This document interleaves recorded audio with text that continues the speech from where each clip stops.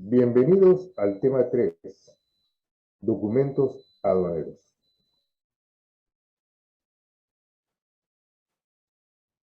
En la Ley General de Aduanas se contemplan los documentos aduaneros que por sus características sirven para la identificación de la carga, su valoración y su tratamiento aduanero. En general, para saber los derechos a pagar y si son restringidos o prohibidos.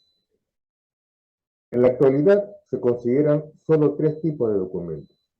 Uno, el referente a su origen, descripción y valor, que pueden ser la factura comercial o equivalente. ¿Por qué le dicen equivalente? Porque a veces son contratos, acuerdos y otro tema de acuerdo comercial, que no necesariamente termina en factura o pueden ser facturados posteriormente. El segundo documento es el que sustenta su traslado o propiedad, que sería la guía aérea, carta aporte o equivalente, que podría ser el conocimiento de embarque en caso marítimo. ¿Por qué es traslado o propiedad? Porque hay momentos en que en la guía aérea se tiene que consignar a otro, no solo al cliente final. ¿Por qué? En los casos que son financiados por bancos, que tiene que venir consignado ese documento al banco para que el banco dé el visto bueno si es que el cliente ha cumplido con sus obligaciones. Por eso tiene dos funciones, el de traslado y propiedad, según sea el caso. El tercer documento es el que autoriza su importación en caso de mercancías restringidas. Las mercancías restringidas son aquellas que por sus características pueden estar afectas a un control que puede ser el alimenticio o el de salud o el de comunicación. ¿A qué me refiero? El alimenticio, porque pueden ser productos para ingerir, para comer, gaseosas o lo que sea, pasteles, lo que sea ingerible. Salud, que puede ser medicinas. Y comunicación, que pueden ser radios, laptops, etcétera, que tengan que usar un Wi-Fi o señales telefónicas. La factura comercial. La factura comercial. Los requisitos de las facturas comerciales de importación los vemos en varias normas relacionadas al comercio exterior. El objetivo es fusionar en un solo texto las partes pertinentes de estas normas a fin de economizar el tiempo de búsqueda. ¿Qué significa? Que la información que se requiere del producto debe estar en la factura para su total identificación.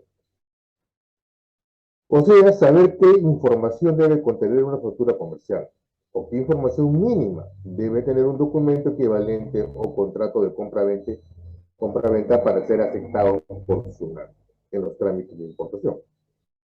El Decreto Supremo número 186/99 EF, Economía y Finanzas, aprueba el reglamento para la valorización de mercancías, según el acuerdo de valoración en aduanas de la OMC, la Organización Mundial de Comercio. Y en su artículo 5 dice: para la aplicación de este método de valoración debe tenerse en cuenta que el precio expresado en la factura comercial debe, primero, corresponder realmente al precio pagado por pagar directamente al vendedor.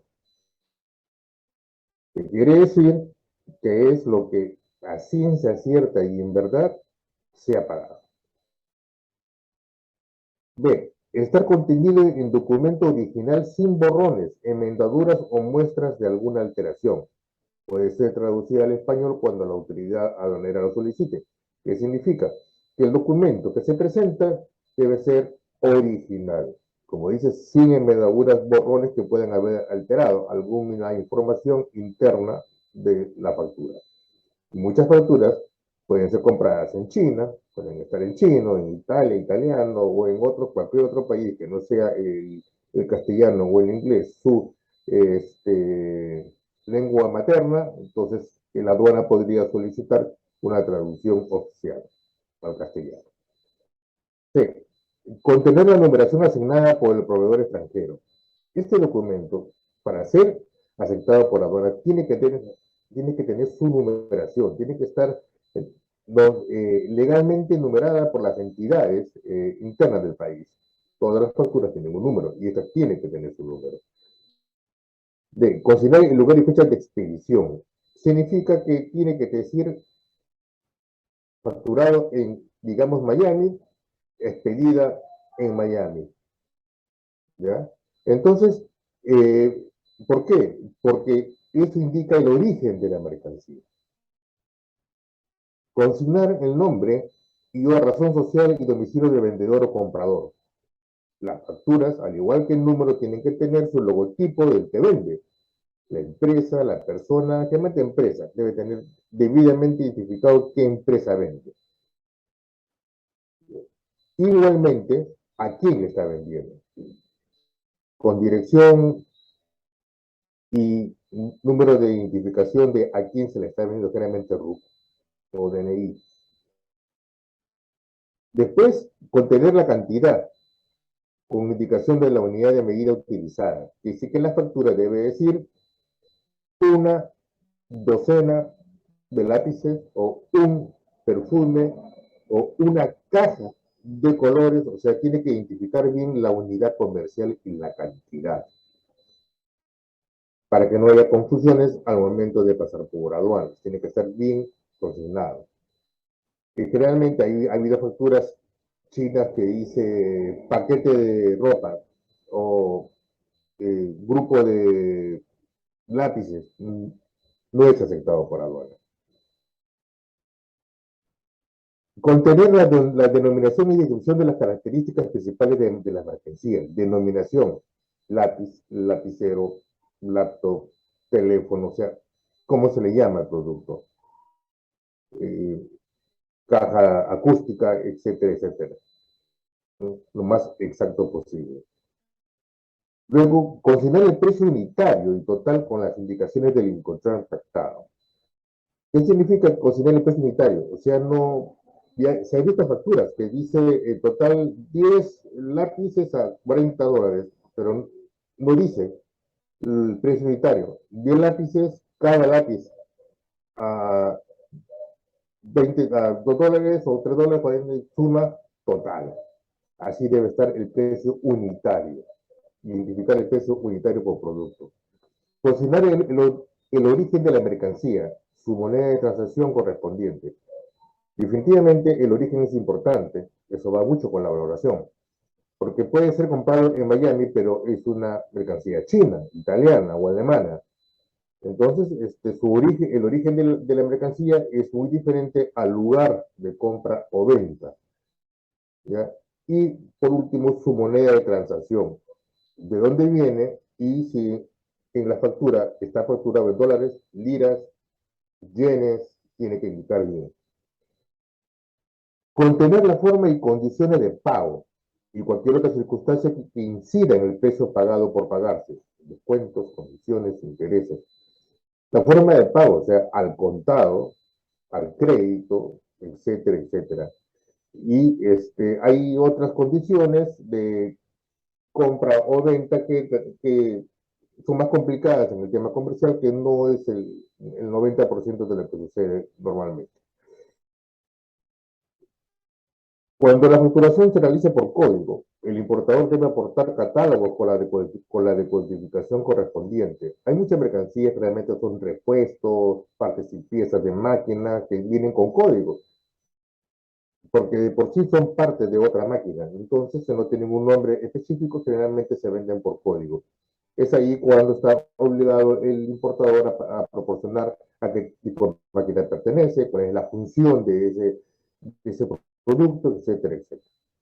El cumplimiento de los requisitos señalados en los párrafos anteriores del presente artículo no limita la facultad de la Administración Aduanera de efectuar los controles aduaneros que correspondan. ¿Qué significa? Que por más que tengan toda la información que se les ha mencionado anteriormente en la factura, la aduana tiene la potestad de pedir más información. La factura normalmente, en algunos casos, vienen con descuentos. Y los descuentos normalmente no son aceptados por aduana. Algunos, otros son aceptados, pero hay unas normas que dicen cuáles son los que pueden aceptarse. Por eso, en la factura del precio de venta se deducirán los gastos habituales de transporte y de seguro, así como los gastos conexos en que se incurra en nuestro país. Por ejemplo, el valor de la mercancía no está sujeto a cuánto te va a costar transportarlo. El valor de la mercancía es antes del transporte. Entonces, no puedes cargarle el valor del transporte. Y el transporte también conlleva un seguro. Tampoco es parte del valor de la mercancía. Y así como los gastos conexos en que se incurra en nuestro país. ¿Qué significa? Que cualquier gasto que se incurra una vez que ha llegado acá al país tampoco es parte del valor de la mercancía. Los derechos de aduana y otros gravámenes pagados en otro país por la importación o venta de mercancías. Quiere decir que lo que se pague acá tampoco, en derechos de importación y otros gastos, no van a ser parte del valor de la mercancía. No formarán parte del valor de aduana, del valor en aduana los gastos de descarga y manipulación en el lugar de importación del territorio aduanero de la comunidad andina, siempre que se distingan de los gastos totales de transporte. Descarga y, o sea, los gastos de descargar el avión o el barco, etcétera, etcétera, hacia los almacenes y manipular, eso no forma parte del valor. Puede ser parte del flete, del transporte o una factura adicional que no debe considerarse en el valor. Los descuentos o rebajas otorgados por el vendedor de la mercancía importada se aceptarán para la determinación del valor en aduanas debido a que los pagos reales o totales del comprador al vendedor constituyen el fundamento del método de valor de transacción. ¿Qué significa esto? Que si hay descuentos que dicen ya, si me compras un producto te cuesta 10, pero si me compras de 5 para arriba te va a costar 8 o 7. Son descuentos comerciales que son aceptados. El precio realmente pagado por pagar que se obtiene después de aplicarse tales descuentos o rebajas se aceptará siempre que el descuento esté relacionado con la mercancía objeto de evaluación, como acabo de explicar. Me compras uno, es tanto, me compras media docena, 2 docenas, te cuesta menos. O de repente dice, ok, ¿sabes qué? Estoy en remate, esto es lo que me cuesta, que es una raja de 50% porque estoy en remate, también se acepta porque ¿cuál es la característica?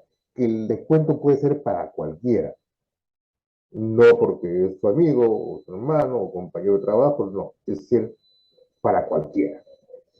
Dos, el descuento se haya estipulado antes del embarque de la mercancía como parte de la negociación acordada entre vendedor y comprador. Quiere decir que no puede haber descuentos retroactivos. De repente llega acá al país y le dice, oye, hazme un descuento porque me va a salir caro todo esto. Ya no se puede. Tiene que ser antes del embarque de la mercancía y por un acuerdo al momento de la compra, para que ese descuento sea aceptado. Otro es que no se trate de un descuento de carácter retroactivo, conseguido por mercancías importadas con anterioridad a aquella que se le está aplicando la rebaja o descuento, correspondiendo a transacciones independientes a aquella de la mercancía que se valora. ¿Qué significa esto? Que de repente yo te compro 10 motores, vienen acá, los vendo, me vende 10 más y como le salió bien el descuento, perdón, la venta, entonces te voy a facturar menos porque me estás vendiendo más. No, ese no es aceptado, porque esa venta que se ha hecho no tiene que ver nada con la nueva compra. Por eso dice que debe ser independiente. El comprador se esté beneficiando realmente del descuento, es decir, que se cumplan los presupuestos que dieron origen al mismo. O sea, que si yo compro porque compro una docena y me dan un descuento, no puede ser que en la factura venga el descuento cuando solo he comprado 6, media docena. Entonces, debe cumplir con las formalidades porque el cliente tiene que poner al momento del descuento de factura por qué es el descuento. En la factura comercial y o contrato de compra-venta se distingue del precio de las mercancías y se identifica el concepto y cuantía de la rebaja. Quiere decir que una vez que se ha facturado con valor real, se pone descuento por tal motivo, tanto por ciento, y se identifica el descuento. No puede ser un descuento sin avisar que se encontró facturas que llegan y dice descuento el monto, descuento $50 y no dice por qué. Eso no es aceptado por aduanas. Cuando el producto no tiene factura, porque es un bien que lo están regalando, o le están mandando el pariente, entonces existe esta declaración jurada del valor. Que es aceptado por aduanas solo para casos de importación de mercancías que no tienen carácter comercial, quiere decir que no han sido compradas, ¿ya? Donde ahí todo lo que hemos conversado se refleja acá. La inscripción, los números de serie, los códigos, marca, modelo, unidad, valor unitario, etcétera, etcétera, etcétera. Que no deben haber descuentos, porque como no hay nada comercial, no hay venta, no existe acá la posibilidad de descuentos. Ahora, el documento de transporte, como les comenté, el documento de transporte también tiene un tema de propiedad, ¿ya? Entonces, debe tener esta información. Está referida a lo comúnmente se denomina guía aérea, en la cual se consigna nombre del embarcador, o sea, quién está mandando la mercancía, lugar de embarque, de qué país, de qué puerto, descripción de la mercancía, qué está trayendo, pero esto ya es una descripción general. Digamos, si trae útiles de escritorio, zapatos o prendas de vestir, ropa de dama, o sea, un poquito más general la descripción. Después, peso y cantidad de bultos. Estoy trayendo 10 bultos, 10 kilos, 1 kilo cada bulto. O sea, tiene que estar bien especificado. Porque a veces dicen 10 kilos y llegan 20, llegan 30. A veces dicen 30 kilos y llegan 15. Sí. Por eso la cantidad de bultos y el peso es importante para saber si está llegando la mercancía completa o está llegando de más. Valores referenciales. O sea, en la guía se pone valor de mercancías, más o menos, se puede poner el valor de la factura. Aunque, ¿por qué estos valores referenciales? Porque muchas veces las compañías aéreas que cobran seguro o que exigen un seguro, sobre esa cantidad que tú determinas, es que te pagan el seguro. Entonces muchas personas ponen valores más altos para compensar todos los gastos que pueden acarrear la pérdida de esa mercancía. Y de ahí el valor del flete. ¿Cuánto te está costando ese transporte? Esa guía aérea. ¿Cuánto te está cobrando la compañía aérea? Y finalmente el nombre del consignatario. ¿A quién va? En el consignatario puede haber consignante y consignatario. Son dos palabras que se usan. ¿Por qué? Porque como expliqué hace un momento, le comenté que a veces viene el banco, usted le pide un crédito al banco y el banco paga todo, y cuando viene consignado al banco a ver si, para que el banco dé el visto bueno y le permita retirar la mercancía si que usted ha cumplido con las cosas, obligaciones que el banco le pone. Por eso a veces hay documentos que vienen consignatario y consignante. Pero eso generalmente es marítimo y en aéreo en carga. Con toda esta información se elabora el manifiesto. Y hablaremos sobre el documento manifiesto que es importante para nosotros, porque eso es lo que dice qué es lo que estamos trayendo. El manifiesto, documento que generan tanto la ESER, la empresa de servicio de entrega rápida, como las compañías aéreas, indicando las mercancías que reciben o transportan. En el caso de la empresa de entrega rápida, es decir, pues nosotros como OLVA, por intermedio de documentos se enumera ante SUNAT las declaraciones de importación correspondientes a las categorías 1 y los anticipados de las categorías 2 y 3. ¿Qué significa esto? El documento, antiguamente se numeraban las declaraciones de una en una. Ahora, con el cambio de la ley, permite que por el manifiesto, poniendo un check en un casillero, permite la numeración de todo lo que el manifiesto dice. La categoría 1 es de solo documentos, nada más que documentos, cartitas, sobres, esa es la categoría 1. Por lo tanto, es de numeración automática por el manifiesto. Y la categoría 2 y 3, la 2 es de valores hasta $200 y la 3 es de 201 a $2,000, que tienen que ser numerados, anticipados en el manifiesto.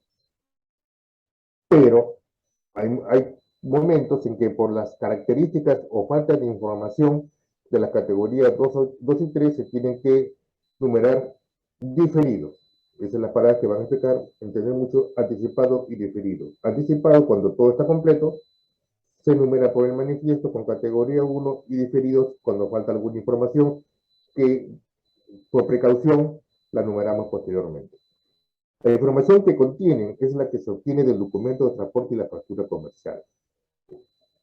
Por eso es importante que los documentos que hemos visto anteriormente de transporte y factura comercial vengan lo más detallado posible y exacto posible para que al momento que numeremos no tengamos ningún problema en la tramitación aduanera. Documentos autorizantes. Los documentos autorizantes normalmente son los que requieren para mercancía restringida. La mercancía restringida y la mercancía prohibida tienen dos tratamientos diferentes. La mercancía prohibida de ninguna manera entra al país. Y la restringida debe tener un permiso. Se refiere a las autorizaciones emitidas por los sectores correspondientes, como son el Ministerio de Transportes y Comunicaciones, el Ministerio de Relaciones Exteriores y el Ministerio de Salud. Y otras instituciones autorizando el ingreso al país de mercancías restringidas. La obtención de esta documentación es de responsabilidad absoluta de los importadores previa a la llegada de la mercancía. Hay muchas veces que los importadores traen mercancías que no saben que están restringidas y tratan de que nosotros hagamos el trámite y no nos compete. Es un trámite que solo le corresponde al importador, es personal. La sanción por el incumplimiento de la presentación de esta documentación es exclusiva del importador. Quiere decir que si llega una mercancía restringida en categoría 2 y se numera, 2 o 3, perdón, y se numera vía manifiestos y al momento que es revisado por aduana se da cuenta que la mercancía es restringida y no tiene permiso, es una multa fuerte para el importador. Muchas gracias.